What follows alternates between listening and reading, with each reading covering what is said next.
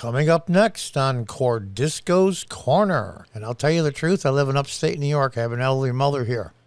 I just recently sold my business. I'll take everything in my house and either donate it or chuck it out to the dump. Sell it cheap and get the hell out of New York and go to Tennessee. If the states decide to start living and forming their own country, you damn right I'll be one of the first ones to go. Hi, folks. Welcome to Cordisco's Corner. Unfiltered commentary. And that's your truth, the real truth. Please like, share, and subscribe. And as always, thank you for your support.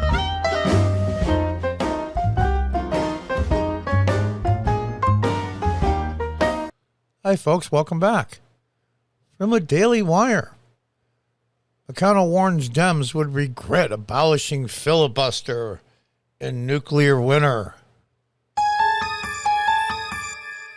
Yeah, Mitch McConnell finally grew a set of balls. Maybe he borrowed it from his wife.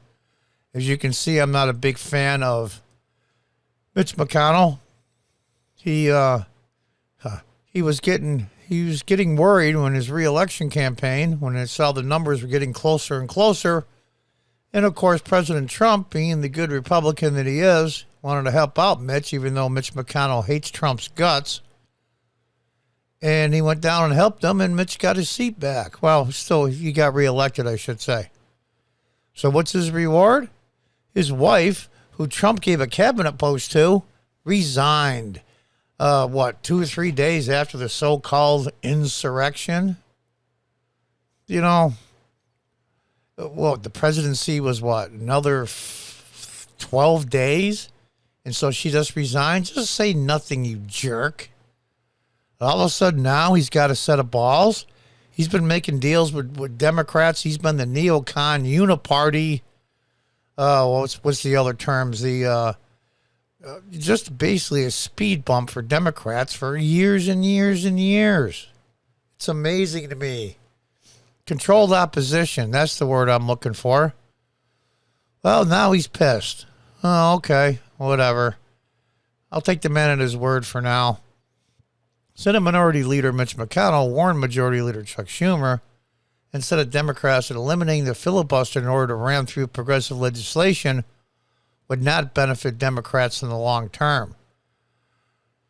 Here's the thing. They get those voting rules changes. First of all, I don't know if it will pass court muster, number one.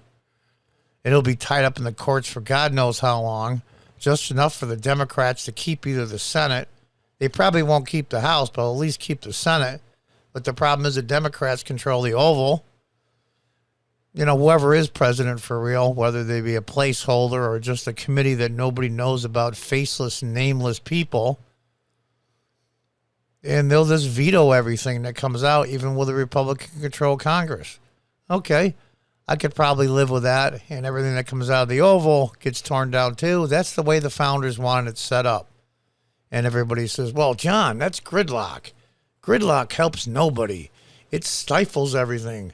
Everything down will crawl and nothing gets accomplished. Well, the founding fathers knew that, of course. That's why they rejected the parliamentary system, which is basically one-party rule, and put in the Senate and the House. They represent different groups of people. 2 senators for each state. Okay, it causes gridlock. Gridlock is there for a reason, and it's welcomed, and I'll tell you why. Because, as Jordan Peterson says, hell is a long ways down, and any moron can screw up anything so badly it'll take decades to recover, if at all. Better to have nothing done than going too far one way, either left or right. Let's read on. Senate Republicans are using the filibuster to block a pair of Democratic election reform bills currently stalled in the upper chamber. They have to be defeated.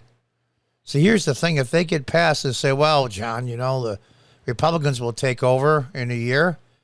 Yeah, but they won't be repealed because the president will veto them. Whoever is the president that week. Speaking on the floor of the Senate today, McConnell made clear that if the filibuster were amended or abolished, the Senate would bog down in a legislative nuclear winter where very little could get actually done. Good. Better to have nothing done. The Senate Democratic leader is trying to bully his own members into breaking their word, breaking the Senate, and silencing the voices of millions of citizens so that one political party can take over our nation's elections from the top down. Yeah, it's exactly what it is. And you haven't been such an ass concerning the Capitol riot and used some of your clout and influence. You could have helped out in Georgia, but instead you did nothing. McConnell said of Schumer's efforts to break the Senate filibuster. McConnell continued invoking the memory of the January 6th Capitol riot, describing how the Senate reconvened and went about his business after the riot was over. Yeah, what a great insurrection. It was just a couple, 3 hours later, they all voted on it, and some people voted against the endorsement of the Electoral College votes, and some voted for it. It was enough to vote for it to pass. There's been tons of Democrats in the past that had voted against it because a Republican won. Now these same morons, these same Democrats want to go after Republicans that voted not to certify, making them legally ineligible. Why does he negotiate with these people? He went on to exonerate Schumer and President Joe Biden for using fake hysteria and Jim Crow rhetoric to assail voting reforms like the ones passed in Georgia, which are less restrictive than election laws in New York and Delaware. Yeah, I know. I live in upstate New York. I used to be a local elected official. I was also an election inspector once.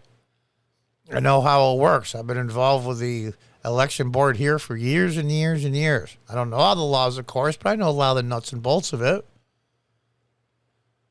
McConnell also pointed out that abolishing the legislative filibuster would shake the foundations of the Senate. He quoted the late West Virginia Democratic Senator Robert Byrd, which, by the way, was a member of the Ku Klux Klan, a high-ranking member, and Hillary Clinton's mentor, who Bill Clinton also said, don't be too tough on Senator Byrd from being in the Klan years ago. The only way to make it up in the Democrat Party is to join the Klan. Think about that for a minute.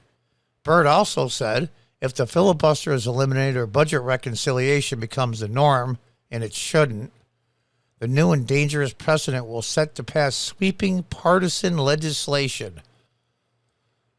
That's why the founders rejected the parliamentary system with one-party rule. Every time there is a change in political control, our nation may never see stable governing again. By breaking the Senate, Schumer wants to silence the voices of millions of Americans. McConnell reiterated, adding that Schumer wants to throw vast regions of the country who don't agree with progressive policies into a political power outage. Well, interesting way to put it. But the fact of the matter is it's true. And I'll tell you the truth, I think it inches us. I mean, not feet, but inches towards peaceful divorce, i.e. civil war. McConnell then issued a stark warning to Schumer, saying if the majority leader follows through on silencing the minority's constituents, we will make their voices heard in this chamber in ways that are more inconvenient for the majority in this White House than anybody has ever seen in living memory. Now, he's capable of doing that. That I'll give him. I'll give him kudos for that. But he always backs down. He always backs down. The Democrats use a scorched earth policy. Senator McConnell, take note. What would a post-nuclear Senate look like, McConnell said rhetorically? I assure you it would not be more efficient or more productive. I personally guarantee it. Do my colleagues understand how many times per day the Senate needs and gets unanimous consent for basic housekeeping? Do they understand how many things will require roll call votes? How often the minority will demand lengthy debate? Our colleagues who are itching for a procedural nuclear winter have not even begun to contemplate how it would look. Our colleagues who are itching to drain every drop of that's an interesting word, congeality from this body have been even begun to consider how that would work. They haven't been congenial at all. Did you see the Kavanaugh hearings? It's ridiculous. And the other Supreme Court justices that President Trump put up? Where's congeality? You got to be kidding me. People suck. And the Republicans are better, but not by much. If the Democrat leader tries to shut millions of Americans and entire states out of the business of governing, the operation of this body will change. Oh, yes, that much is true. But not in the way that rewards the rule breakers, not in ways that advantage this president, this majority, or their party. I guarantee it, McConnell concluded. Yeah, we'll see if he does it. McConnell previously outlined his argument in a memo to reporters Sunday. McConnell hammered the left's big lie that Republican election reforms threaten democracy and the fake hysteria used their filibuster vote. Yeah, talk about a big lie. Talk about Trump all the time. You know what the big lie is? That having secure rules and laws concerning voting is a threat to democracy and somehow, in some way, keeping minorities from voting. What a crock of bull. And it is. It's about power and control. They used the pandemic to their advantage. Okay, I give them that. Now they want this advantage to be permanent forever. And it'll be one-party rule. And that will split up the country. And I'll tell you the truth, I live in upstate New York. I have an elderly mother here. I just recently sold my business. I'll take everything in my house and either donate it or chuck it out to the dump. Sell it cheap and get the hell out of New York and go to Tennessee. If the states decide to start leaving and forming their own country, you damn right I'll be one of the first ones to go. Until next time, goodbye and good luck.